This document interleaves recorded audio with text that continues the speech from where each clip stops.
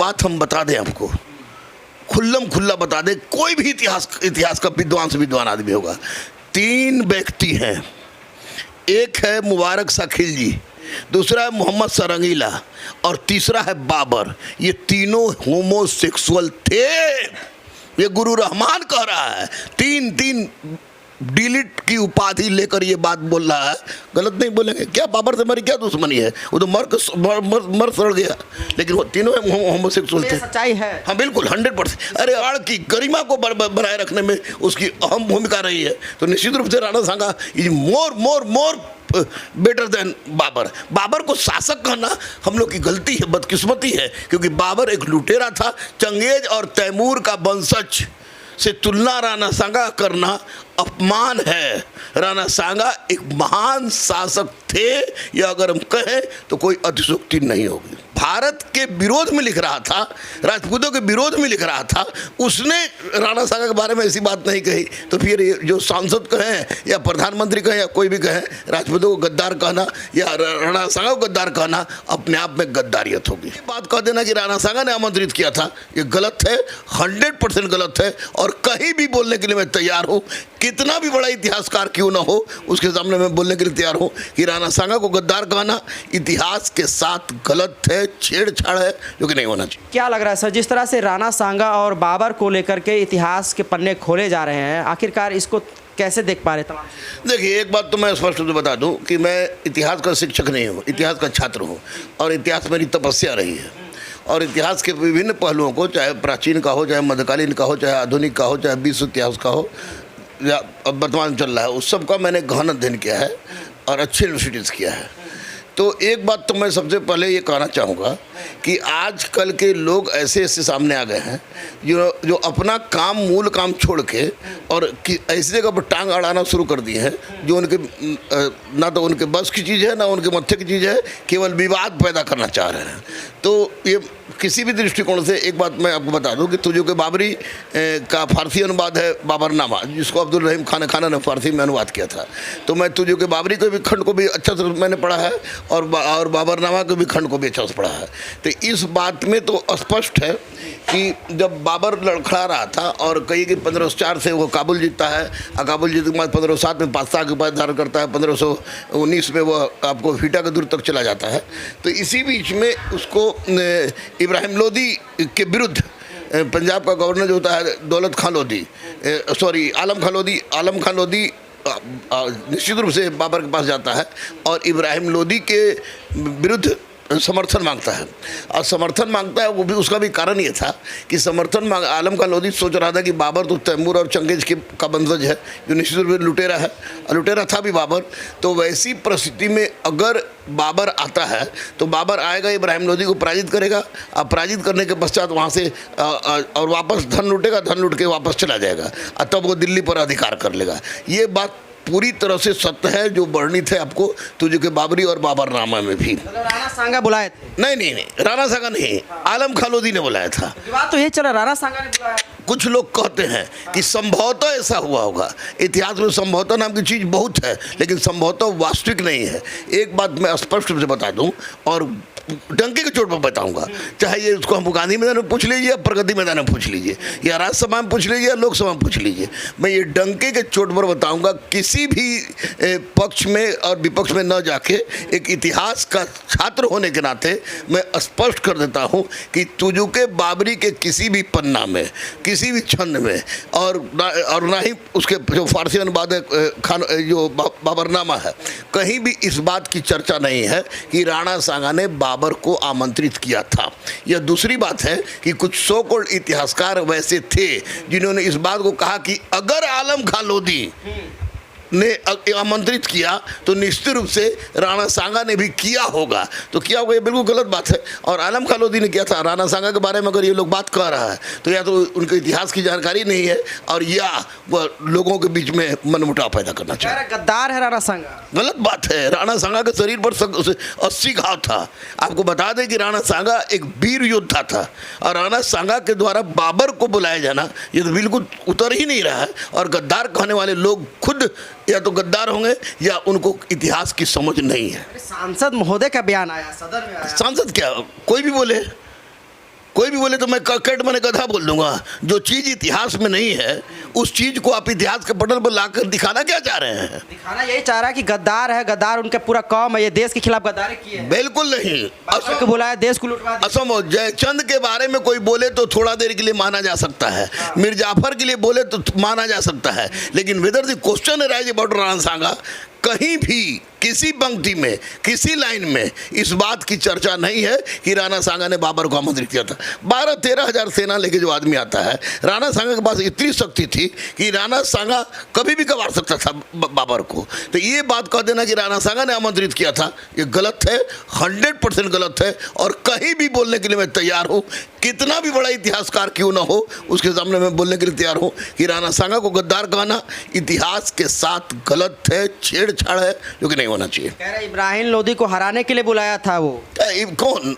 राणा सांगा? हाँ। नहीं, ये लोग कहते हैं, मैं तो बोल रहा हूँ ना कि आलम खां लोदी, दौलत खां लोदी, दो ऐसे, जैसे लोदी के बहलोल लोदी, सिकंदर लोदी के शासन काल में निश्चित रूप से सामंतों की शक्ति बढ़ गई थी, और वैसी परिस्थिति में सिकंदर लोदी के जैसा योग्य इब्राहिम लोदी भी नहीं था। तो निसंदेह आलम खां लोदी ने ये सोचा कि अगर बाबर आ जाता है और बाबर आके इब्राहिम लोदी को पराजित कर देता है तो बाबर चंगेज और तैमूर का वंशज है, और चंगेज और तैमूर दोनों लुटेरा थे, तो बाबर भी लुटेरा होगा ही, और बाबर लुटेरा था भी। तो वैसी परिस्थिति में अगर इसने बुलाया, बाबर ने बाबर को आलम खां लोदी ने बुलाया, तो उसका स्वयं का स्वार्थ था कि वो चाह रहा था कि इब्राहिम लोदी को बाबर हरा के वो लूटपाट करेगा, लूटपाट करके चला जाएगा, तो वैसी परिस्थिति में दिल्ली पर उसका अधिकार हो जाएगा। इससे कहीं भी राणा सांगा का कोई लेना देना नहीं है, मैं दावे के साथ कह सकता हूँ। मतलब और जो किताब को लेकर के जो लोग कह रहे हैं, जो पढ़ रहे हैं, सब कैसे? देखिए, राजपूत कालीन इतिहास पर अगर सबसे बेबाक टिप्पणी किसी ने की है तो कर्नल टॉड ने की है। इवन कि he talks about the origin of Rajput, और उसने हर चीज का डिस्कशन किया है। जेम्स टॉड भी एक, हाँ, वही कर्नल जेम्स टॉड, उसी की मैं बात कर रहा हूँ। आज जब जेम्स टॉड ने भी स्पष्ट रूप से कहीं इस बात की चर्चा नहीं की है और ना ही कुछ लिखा है, और स्पष्ट रूप से इस बात को खंडित करते हैं इस बात को, तो जब कर्नल टॉड जो कि भारत के विरोध में लिख रहा था, राजपूतों के विरोध में लिख रहा था, उसने राणा सांगा के बारे में ऐसी बात नहीं कही, तो फिर जो सांसद कहें या प्रधानमंत्री कहें या कोई भी कहें राजपूतों को गद्दार कहना या राणा सांगा को गद्दार कहना अपने आप में गद्दारियत होगी। ये जो विरोध हो रहा है वो सही है फिर आपके अनुसार से? किसका? सांसद महोदय का ना 100% सही है। क्यों नहीं सही होगा? क्यों नहीं सही होगा? राणा सांगा एक योद्धा था, राणा सांगा एक वीर सेना नायक था। राणा सांगा को अगर लोग साथ दे दिए होते तो राणा सांगा पूरे दिल्ली प्रशासन वही करता, दिल्ली प्रशासन वही करता। गद्दार थे तभी तो बुलाया, वो कह रहे हैं। अरे भैया, कहाँ से बुलाया? आप एविडेंस दीजिएगा ना। बुलाया, आपको पता चलेगा बाबर की आत्मकथा तुझो के बाबरी से, तुझो के बाबरी में कहीं वर्णित नहीं है कि राणा सांगा ने बुलाया। आपको पता चलेगा अब्दुल रहीम खाना के द्वारा फारसी में अनुवाद किए हुए बाबरनामा से, कहीं नहीं है इस बात की जिक्र। इस बात की जिक्र नहीं है तो स्वाभाविक है कि ऐसी परिस्थिति में राणा सांगा के बारे में कुछ भी कहना बेतुका का बात है, बेसिर पैर का बात है। इतिहास से अलग बात है, सिनेमाई बात हो सकती है। वास्तविक पटल पर, इतिहास के पटल पर अगर आप इसको रखते हैं, ये गलत है। बाबर और राणा सांगा में कौन बेहतर? राणा सांगा, एब्सोल्युटली राणा सांगा। बाबर एक लुटेरा था, बाबर एक आक्रांता था, राणा सांगा एक शासक था। राणा सांगा ने अपने दुश्मनों के छक्के छुड़ाए, तो निश्चित रूप से राणा सांगा न लुटेरा था ना आक्रांता था। राणा सांगा एक राजा था और मेवाड़ की गरिमा को बनाए रखने में उसकी अहम भूमिका रही है। तो निश्चित रूप से Rana Sanga is more better than Babar. Babar को शासक कहना हम लोग की गलती है, बदकिस्मती है, क्योंकि बाबर एक लुटेरा था। चंगेज और तैमूर का वंशज से तुलना राणा सांगा करना अपमान है। राणा सांगा एक महान शासक थे, या अगर हम कहें तो कोई अतिशोक्ति नहीं होगी। सत्ता का लालच था उनमें। किसी भी राजा में सत्ता की लालच होती है, किसी भी शासक में होगा। बीजू की सू शब्द ही आया है कि जो साम्राज्य का विस्तार करता है। तो अगर राणा सांगा ने अगर थोड़ा सा अपना लक्ष्य देखा भी, तो लक्ष्य देखा तो उनका यही उद्देश्य था कि दिल्ली पर कब्जा करेंगे। और उन्होंने इब्राहिम लोदी से युद्ध भी किया था। उसके पहले इब्राहिम लोदी को पराजित भी कर चुके थे राणा सांगा। सवाल तो यही ना कि जब दो बार इब्राहिम लोदी को पराजित कर चुके थे तो आखिरकार बुलाने की फिर उनको जरूरत क्यों पड़ी? सवाल तो यही उठ रहा है। भैया आप जबरदस्ती क्यों इस बात को थोप रहे कि राणा सांगा ने बुलाया? Have you any evidence? हम नहीं ठोप रहे हैं। सांसद महोदय कह रहे हैं माफी नहीं मांग रहे हैं। सांसद कौन सांसद? रामजी लाल सुमन। रामजी लाल सुमन को इतिहास आता है? इतिहास की परिभाषा उनको पता है? ऐसी सदन में बोल दिए। बिल्कुल, सदन में बहुत सारी बातें ऐसी बोली जाती है जिसका ना कोई सिर होता है ना कोई पैर होता है। मैं आपको बता दूं कि इतिहास के बारे में ये बात बोल देना कि राणा सांगा ने बुलाया बाबर को, यह तुझो के बाबरी का भी अपमान है। बुलाया तो बुलाया, गद्दार है वो। नहीं गद्दार ये तो कोई जाहिर बात अपना वोट बैंक बढ़ाने के लिए बोले होंगे। अगर गद्दार कह रहे हैं तो निश्चित रूप से ये बोलने वाले गद्दार, सच भी गद्दार है। अरे पूरे भारत को गद्दार कह दे, पूरे भारत को गद्दार कर दे, वही सबसे बड़े सर्वशक्तिमान है? बिल्कुल नहीं। राणा सांगा एक योग्य व्यक्ति थे। जिस व्यक्ति के शरीर पर 80 घाव है तो चुम्मा लेने से घाव नहीं होता है भाई मेरे, युद्ध से घाव होता है। 80 युद्ध उसने जीता था राणा सांगा ने और अपने विरोधियों को परास्त किया और बाबर को भी पराजित कर देता वो। अगर उस समय उसके सरदार, उस समय जो कुछ लोग थे, अगर उसका सपोर्ट कर देते तो बाबर को भी पराजित कर सकता था और करने में सक्षम था। लेकिन उस समय कुछ लोगों ने जो कि विभिन्न नस्ल और प्रजाति के थे, उसके सेना में थे, उस तरह का सपोर्ट नहीं किए और यही कारण था कि राणा सांगा की 1527 में खानवा के युद्ध में पराजय हुई। अदरवाइज दूसरा कोई कारण नहीं था। खानवा के युद्ध में आखिरकार दोनों के बीच संघर्ष कैसे चला? संघर्ष इसलिए चला कि बाबर ने जब इब्राहिम लोदी को 1526 में पराजित किया तो पराजित करने के बाद बाबर भी एक ही उद्देश्य से आया था, क्योंकि बाबर को फरगना से निष्कासित किया गया था सैबानी खां उज़्बेक के द्वारा और बाबर वापस लौट के फरगना जा नहीं सकता था। कन्फ्यूजन यहाँ पर यह थी आपको अफगान सरदारों में कि बाबर चंगेज और तैमूर का वंशज है जो आक्रांता है, लुटेरा है। अगर वो आता है इब्राहिम लोदी को पराजित करता है और पराजित करके लौट जाएगा, उनको ये नहीं पता था कि ये लौटेगा नहीं, ये उद्देश्य बना के आया है कि इसी तरह हम मंडराते रहे इसी क्षेत्र में। तो उस परिस्थिति में उसने इब्राहिम लोदी को पराजित किया। इब्राहिम लोदी को पराजित करने के बाद आप ही सोचिए कि जो आदमी पहाड़ी कंदराओं में भटक रहा हो, अफीम खा रहा हो, मांस भक्षण के माध्यम से अपनी जीविका चला रहा हो, अफीम खा रहा हो, अय्यासी, आपको ये क्यों नहीं कहा जाता है कि बाबर चलता था तो अपने साथ 200 घड़ा शराब का लेके चलता था? क्यों नहीं कहा जाता है कि बाबर एक टॉप क्लास का अय्यास इंसान था जो कि उनके वंशज भारत में है? तो उनके वंशज कौन भारत में है? भारत में कुछ लोग मानते हैं उनको। नहीं, जो मानते हैं पूर्वज वो भी उसी तरह के होंगे। मैं तो भैया विशुद्ध भारतीय हूँ और पहले हम लोग का पूरा जो यहाँ के मुसलमान हैं, जो भारत के मुसलमान हैं, पाकिस्तान के मुसलमान हैं, बांग्लादेश के मुसलमान हैं, वे पहले विशुद्ध रूप से हिंदू हैं और उसके बाद वो अपना कन्वर्जन के बाद वो मुसलमान हुए हैं। वो लोग बुरा मान जाएंगे आप इस तरह का बयान? मान क्या करेंगे? सच बोलने से बुरा माने, अगर भगवान भी हमारे सच बोलने से बुरा मानता है तो मुझे I don't have any sort of problem. Ayaz था बाबा 2000%। 200 स्त्री को पर नारी को लेके चलने वाला व्यक्ति का पूजा किया जाए, 200 शराब का घड़ा अपने साथ लेके चल रहा था तो उसकी आरती उतारे। बाबर चंगेज का वंशज नहीं था, 14वां वंशज था। तैमूर का 5वां वंशज था। चंगेज खान कौन था?